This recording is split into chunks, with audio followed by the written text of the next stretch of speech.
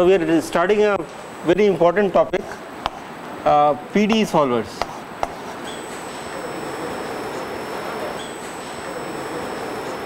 So there are three types: parabolic, elliptic, and hyperbolic.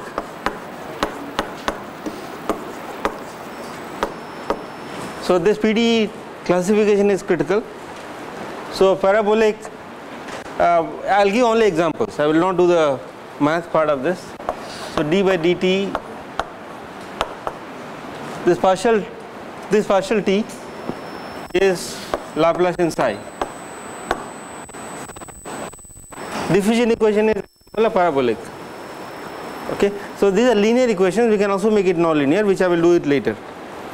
Elliptic equation is example of elliptic equation. You've done this in your math course. So example of elliptic equation. What? No, wave is not elliptic. Wave is hyperbolic. Laplace's equation. So this is elliptic, and hyperbolic is psi. Okay. So we will do only these two classes, not this class.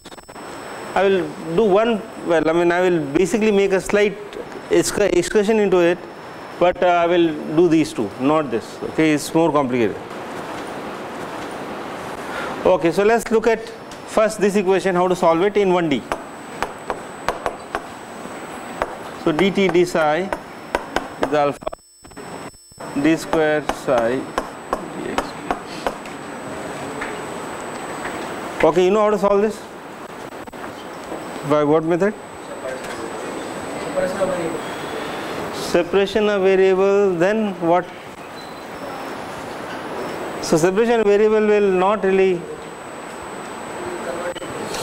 Well, first who solved this equation? The first person who solved this equation. I tell you this in the last semester. So this was done by Fourier first. He does, well, it's not separation of variable, but Fourier 1817, and in fact the Fourier series he solved using Fourier series. Okay, so the idea is to expand. So we'll assume that I'm solving in a 1D grid where psi is 0 at both the ends. Okay, let's assume that.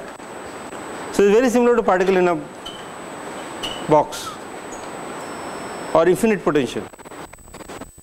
So psi equal to 0. So I can, if this is the case, then Fourier says, this person Fourier, he says that psi x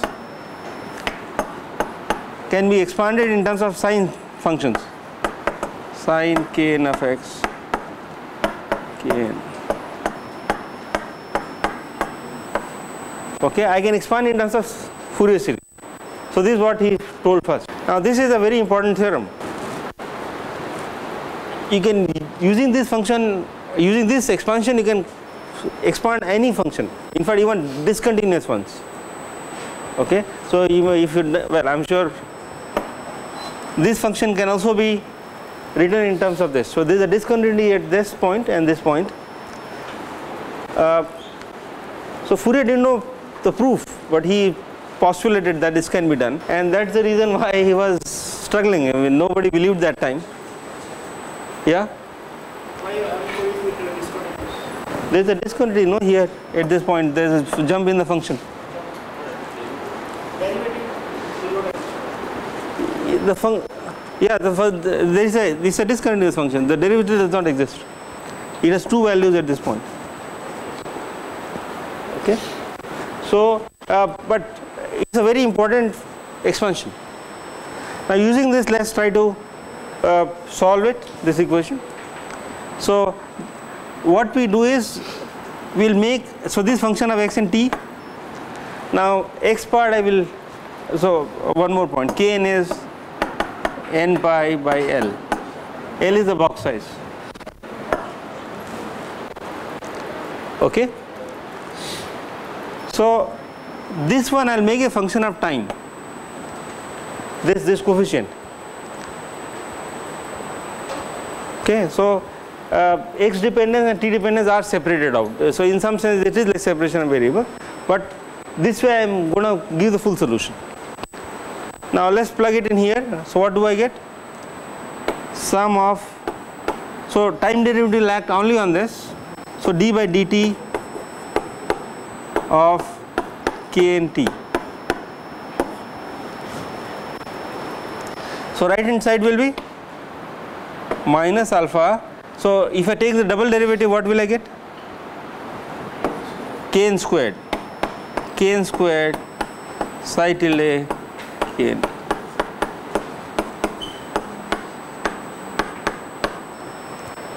Now I forgot, I had to put a sin knx here. Okay, so I can take it to the left hand side, and this gives us some. So written I can write like this, right? This is a notation. Psi n means here nth. So kn, so this index n. Actually, since we are going to use, okay, so we have to, okay, let me just put a k here, kn, okay, plus alpha kn squared psi head of kn sine. Now what can I say about this? What can I say about this? What? Should be 0, because these are independent basis functions. So if this to be 0 for all x implies that this quantity is 0.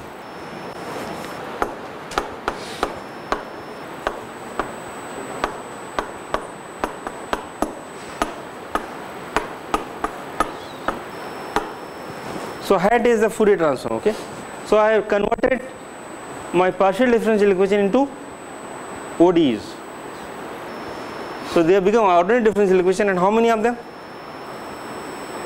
Infinite of them. So n goes from 1 to infinity for this case. So infinite equations.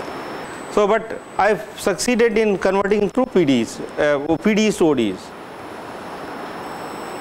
Now in practice we don't need infinite series. So how do I cut it off? So it is impossible to get infinite series, no, in practical life. So how do I cut this off? So there will be highest wavelength, highest wave number here. Okay, at some point it has to cut off. Right?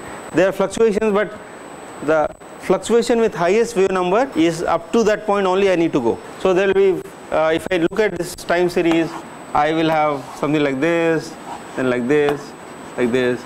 So there is a shortest wavelength, and shortest wavelength corresponds to min k max, which is L by k max 2 pi by lambda min. I need to only sum up to that point. I don't need to go beyond it. Okay, and given the time series, somebody gives you the function, I have to just do this, find the lowest wavelength. So this is a set of n ODEs, and I can now use my techniques to solve these ODEs. It turns out this linear equation, it has exact solution. This was Fourier did. Fourier wasn't using a computer. So this has a solution. What is the solution for this? Kn is equal to psi n alpha k n square t. Now each of them has exact solution. So what is my final solution? This t. My final solution will be xt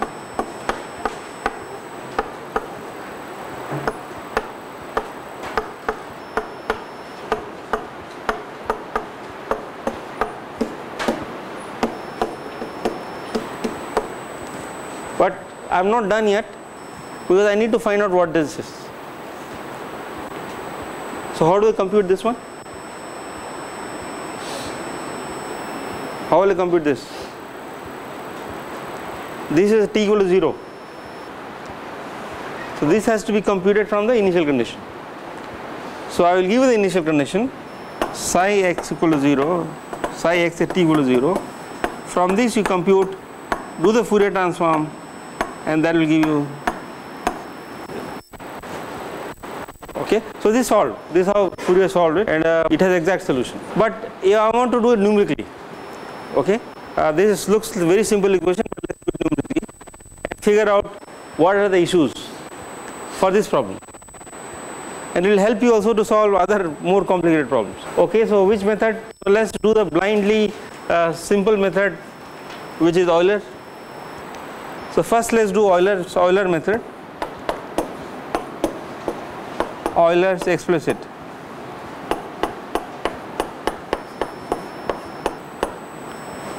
This one. So this will be, so I have n of them, so for each of them I need to apply Euler.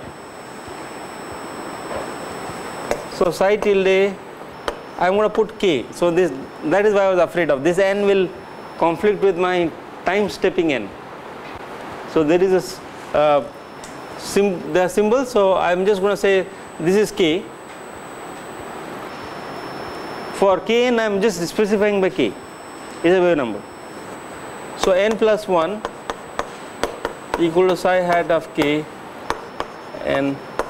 Now this is the right hand side, minus alpha k n squared psi k. By the way, this is spectral method, so some of you have chose spectral method. So this is using Fourier transform. So you can use this method to solve many differential equations, PDEs. So this is really the spectral.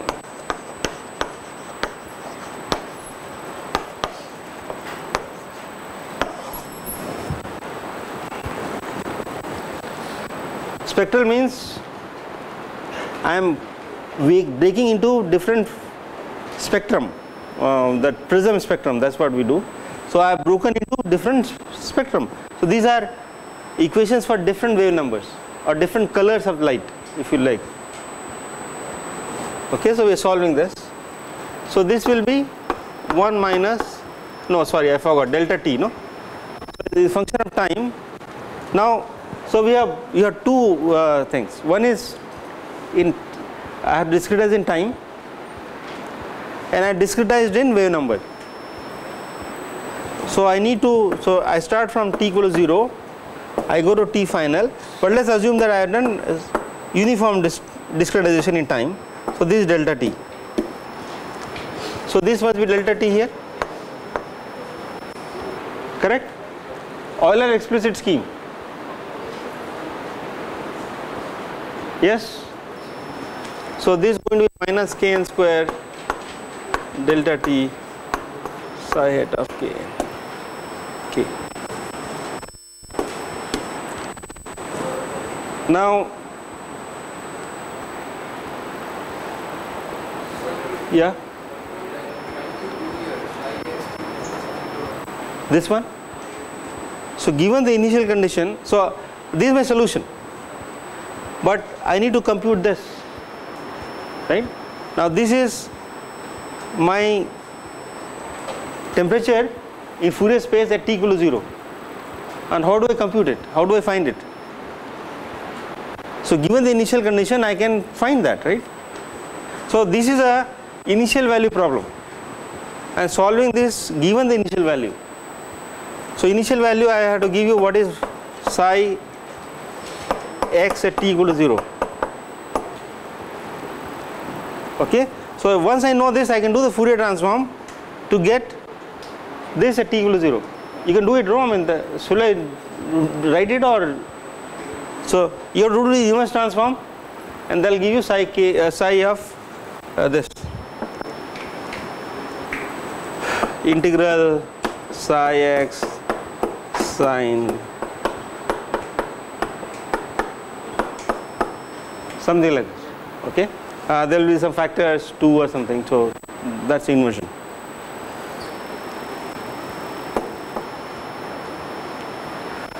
Okay, now so this is my coming from Euler scheme. Okay, the problem will come. So if alpha positive for diffusion equation, things are fine. This will converge, or for alpha positive, this quantity is real. So my psi n plus 1 will decrease, like it decreases here. Now there can be a problem if my delta t is too large. So what can happen? If this quantity becomes minus 2, minus 1, as soon as this quantity becomes less than 0, then there is a problem.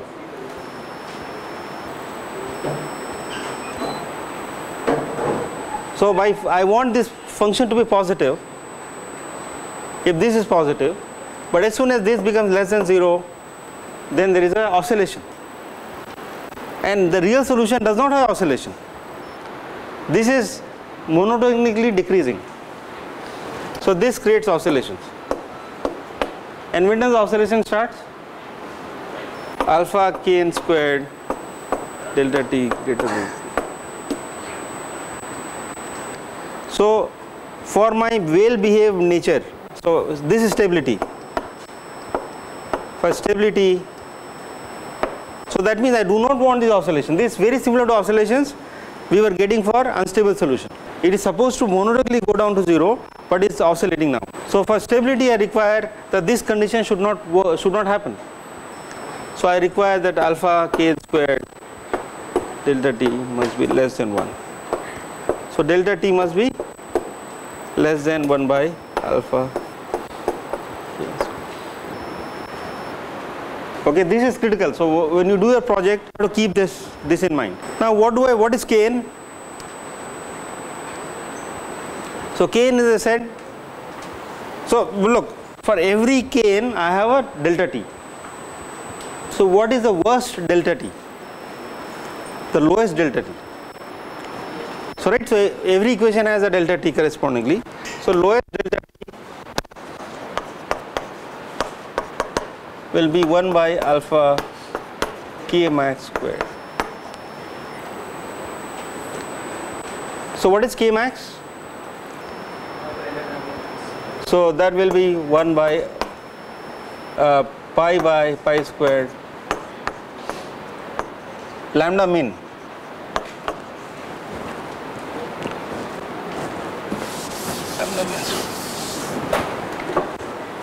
Okay, now so I am going to go now to the finite difference. So this is so we can also estimate what is lambda min. So we have a grid. So now in real space, now just so far I was in Fourier space. These quantities are in Fourier space. But you look at the real space data. So this is x. So we got this is delta x. So this will be h. We call it h. Okay, real space separation is called h. Now what should be? So this is called Nyquist criterion. I will not describe that. So Nyquist criteria.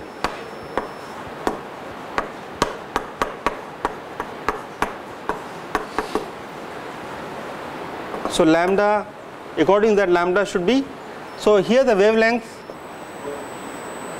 So the lowest wavelength should cover 2h. So that's a Nyquist criteria. So lambda equal to 2h.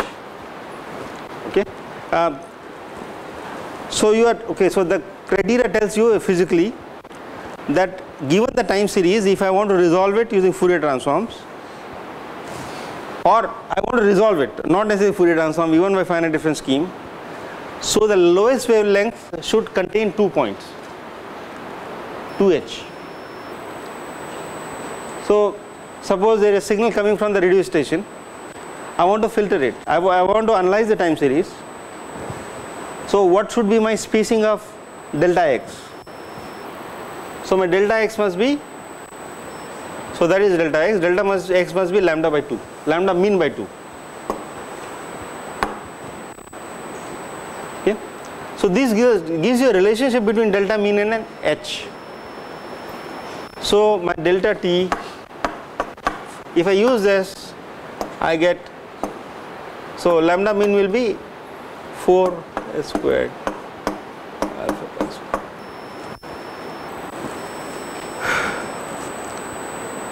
Okay, so I am just substituting it here. So from this I am getting a clue what should be my delta t for my for partial differential equation solver, and what should be my delta x. This is very critical for all the projects.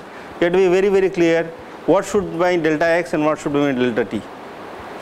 If you don't choose it, your code will blow up, it oscillate, it will misbehave, it won't work. Okay, and this is called CFL criteria.